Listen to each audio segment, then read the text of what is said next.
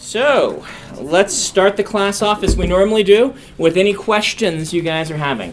We're going to do a world building lesson today, most likely. So, what are you curious about knowing right now?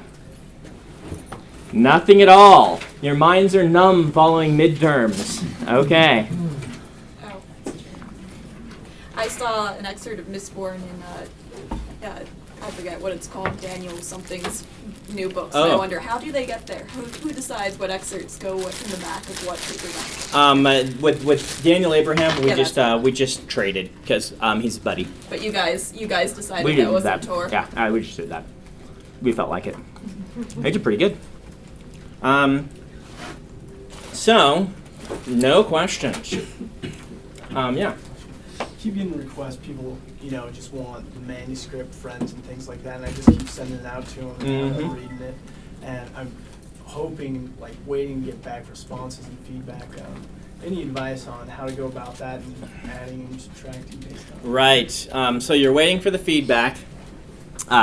You are going to get a deluge of feedback if you send it out to a bunch of people. Everyone's going to have an opinion, except your grandma, who's going to just be like, "Oh, this was great. Have any comments? Oh, no, it's so wonderful that you're writing." But all your friends and some of your family, you can come in. Should I split the C's? Let's move to the side, guys. Get cozy. All right, there you go. So you're going to get this deluge. I should show you one of these. You can see over there. I would suggest taking all that and setting it aside and working in another book before you go to any of their comments. Because they're not going to be trained writers or critiquers.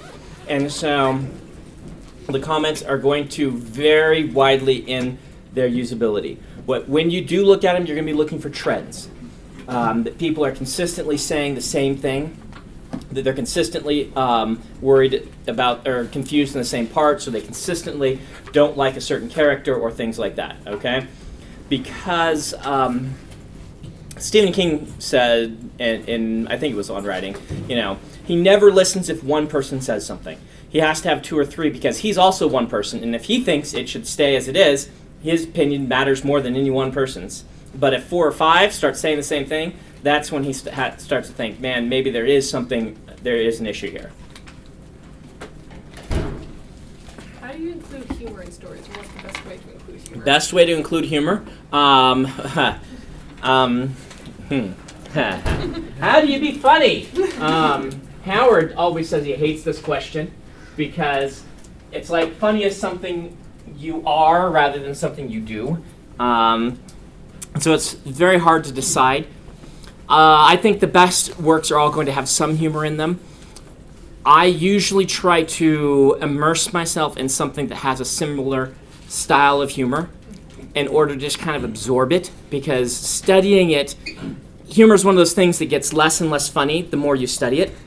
You can study it, but you're gonna want to try to identify different types of humor and say, okay, what is appropriate to the story that I'm trying to do. And that's going to just be your call. For a lot of the books I write, I look for the sort of humor as banter between characters to show their friendship and that they're comfortable around one another, but when that fails, it fails spectacularly. Another type of humor is witticisms. Which I enjoy but aren't really actually that realistic. I love them, but people don't do it that often unless you happen to, be hanging out with just the right people. And they will do them. Just the right people will. But that's you get those, you watch a bunch of Oscar Wilde plays and you'll end up doing that naturally. And that's what I do. You are going to have to decide how the humor matches your tone. One of the nice things about children's also is that children's allows more flexibility with tone. If you'll go read Harry Potter, you'll notice that the humor and the whimsy, they transition between humor, whimsy, a lot of darkness, and things like that very quickly and freeform, and that works much better in children's. Adults tend to want their books to be humor or not humor.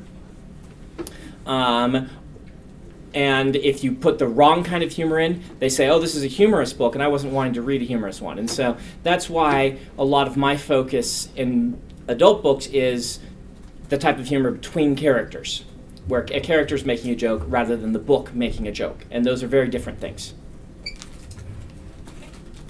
Okay, yeah. I'm not asking for spoilers. But Uh-huh, yeah. How do you outline a larger project, like, say, the Stormlight Archive?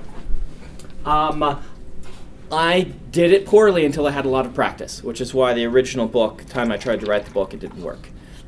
This is one of those things that once you know your style really well, you will know it works for you, because the trick is you're going to have to be planning things that you are going to be writing years down the line. So I would suggest for a newer author to just leave a lot of open ends and decide later how you're really going to fulfill them. Now, remember, a good book is about making promises to your reader and then fulfilling those promises. And so the open ends have to be small things, okay? Make your world larger. Mention kingdoms that you're not planning to do anything with, so that you have those seeds later on. Put in throwaways about the world and about the characters that can later be hooks for you in case you decide you want to use them. And your early books, I would try to plan to be more episodic. Now, you may not want to do that, and that's fine. Any rule can be broken. This isn't really even a rule. But, try and do everything and fulfill everything, particularly in the first book. I did this intentionally in Mistborn. I tried to fulfill as much as I possibly could. Rather than sitting down and saying, I'm going to tell this story in 3 books, I'm going to tell the awesome story that most people tell in 3 books in 1 book. And I'm going to try and fulfill all of those promises. And then I will write sequels, building upon that. And I actually wrote the first book with only some vague outlines about the rest of the series, got the whole first book done, and then sat down and made sure my second 2 books then were structured the way I wanted them to. But I made sure that first book fulfilled all the promises, and wasn't, particularly for a new author, and I felt this was very important for me, newer in my career, having just people trying me out on my first few books, that they didn't pick up book 1, and I didn't want it to feel like it stopped in the middle. That's okay if you're George R. R. Martin. George R. R. Martin can stop in the middle. People are going to buy his next book. When he did Game of Thrones, he had 30 whatever years in the business. He had an established record, established name, and he can stop in the middle of a story if he wants to. I'm not saying that he did, he kind of did. You shouldn't do that, would be my advice to you. My advice to you would be, imagine that great story, try to do what you can to tell that in 1 book, and then build upon it, rather than saving too much for future books. Okay? There is a danger of saving too much for future books. I mean, like I said, this is the balance I talked about earlier, that you don't also want your book to be... It's that balance of ideas. You want lots of ideas in your book, but you don't want to throw in everything in the kitchen sink, and that's really a matter of tone. But don't save the coolest parts of your series for book 2. I've told you this story, haven't I? There's an author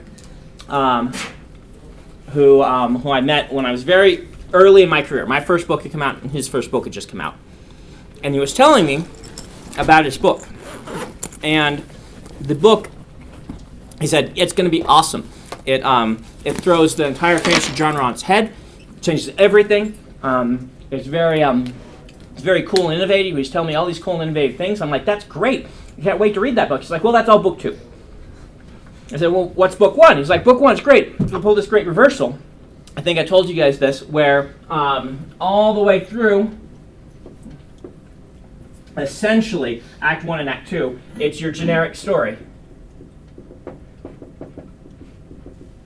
And then something happens here that changes everything. And then book 2 is just, complete reversal of the entire fantasy archetype. The book flopped. Can you see why? I think I told you guys this. Did I talk about this? The book flopped because everybody who wanted generic fantasy got it and started reading it and hated the ending. Everybody who hated generic fantasy, who would have loved this in the second book, never got past the first few chapters. This is because he was saving too many cool ideas for the second book, rather than doing what he probably should have done, which is start here and write this book as the first one. Or write a more generic fantasy. There's nothing wrong with that. There are people who really enjoy that. Generic fantasy meaning setting and hero's archetype and things like that. I don't think that sells as much as it used to, but there's nothing wrong with people enjoying that. And take off this ending and give them a really spectacular ending that matches all the promises that author was making. Okay? So this is the problem with saving your coolest ideas for your second book. When you're later on, when you're established, you can go ahead and save. You'll know when to save what cool ideas for when. But early on, try and tell the coolest story you can in the first book.